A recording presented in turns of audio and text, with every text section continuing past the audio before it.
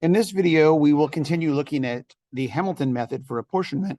However, we're going to focus on something called the Alabama paradox. Now, a paradox is something that is true, right? But it doesn't seem it should be true, or it doesn't feel like it should be true. And that's probably something you've experienced in your life many times, right? Something like, well, I cannot believe this is true.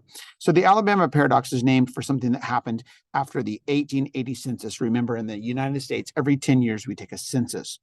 After the apportionment had been completed using Hamilton's method and the new populations, it was decided that the country's growing population, that the House of Representatives should be made larger. And this is the key. I'm going to circle this right here. This is the key to recognizing the Alabama paradox, which is more seats, adding more seats into the House of Representatives.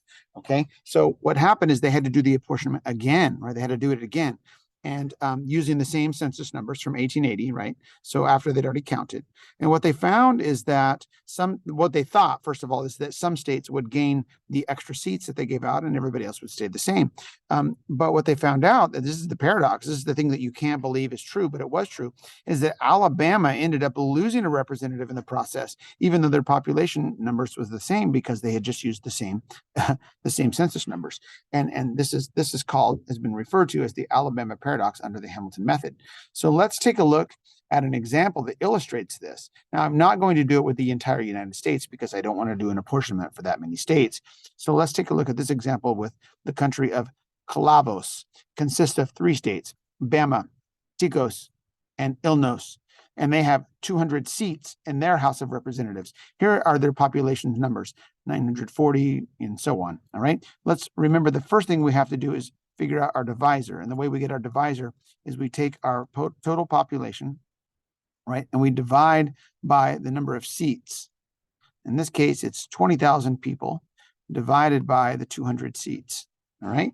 So what would that be? 100, right? So that means each representative is each one of the members of the House of Representatives will represent 100 folks. All right, so now we're going to calculate our quota. Remember, that's done by taking the state population, right, and dividing by the divisor to figure out this quota. So 940 divided by 100 is 9.4. And this one will be 90.3.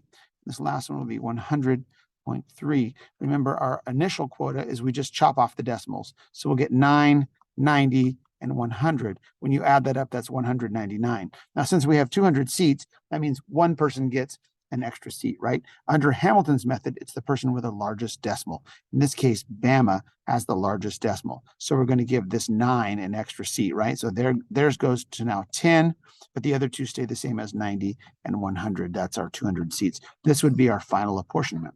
Now, what if they had a little meeting and they said, you know what, we want to add an extra seat in the House of Representatives. Let's take it from 200 to 201. Let's see what happens. So we're going to just discover that over here. What happens if you change it to 201? Well, first of all, the divisor will change, right? Because it'll be 20,000 now divided by 201. But I want you to notice that I'm leaving the population numbers the same, all right? This makes the divisor messy. It's 99. A whole bunch of decimals. I'm going to write down the first 4 of those, 5, 0, 2, and the next one's 4, but I'm going to round it because there's an 8 behind. I'm going to round it to a 5. So that's rounded, all right? That should be enough significant digits. We're going to take that and we're going to divide it into each state population. So the first one, 940 divided by this long decimal ends up being 9.44. I'm going to round off to the nearest thousandth. 9.447. The next one, 9,030 divided by 99.5025 ends up being 90.751. All right. And the last one is 10,030 people divided by this crazy divisor ends up being 100.801. Now, again, using the lower quota, we get 9, 90, and 100, and we have 199. However, this time, right, let's be clear, we have to make it up to 201. That means I have to give out 2 additional seats, not just 1. So I'm looking at my decimals. The very largest one is Illinois. That's the very largest one at 801. And the next largest one is Ticos. So that's who gets the 2 extra seats. So in other words, Bama stays the same, but each of these get an extra seat, goes to 91 and 101 to get my 201 seats. Now, so what's the paradox, right? Well, the paradox is we increased the number of seats, but Bama, our smallest state, went from 10 to 9. Now that's weird. How can you add a seat yet somebody loses a seat? It shouldn't be that, right? You should either gain the extra seat or you should stay the same. So this is what we call an Alabama paradox, when you increase the number of seats, but one state loses a seat. I hope that this makes more sense.